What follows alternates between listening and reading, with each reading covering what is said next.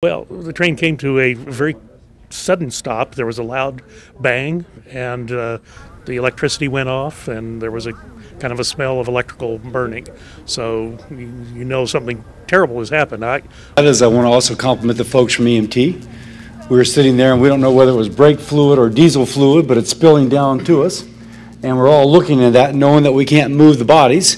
But we all are looking at this, very cognizant, and hoping that the match does not go off. We again came to a very distressing scene with obviously very severely injured people, and the atmosphere was as professional as that setting could allow. And I do think it made a difference. I think what the people on this stage did hopefully has saved a life. Among everything else President Trump talked about last night, to me, was a message of hope. And today is a sad day, from last night's high to the low of this morning. And one of the jobs I've learned as a congressman, my job is to give people hope. I've never been able to explain why bad things happen to good people. But as a physician, I've always tried to give people hope and to keep that hope. The key is to maintain an airway. And this gentleman was at great risk of losing his ability to breathe.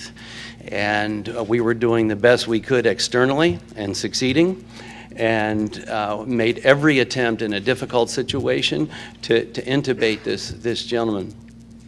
What it did for us, though, it's hard to intubate somebody when they're not sedated, and that's the biggest challenge. If you've been doing something 30 plus years as I have, you don't forget how to do that because you become a congressman. And it's just something that you do, and your brain just clicks into it's almost like riding a bicycle. You know what to do. You know you have to have an airway. You know we have to make sure you stabilize the neck. You know you have to do all those things. And so it's your training that kicks back in. Every single person up here are all experienced physicians. They know all these things. It can be scary if you don't have that training. But when you do, you can use every skill you have. I don't care whether it's in the dirt like we were today or whether it's in an operating room. You do what you can right there to try to save a life. That's what everyone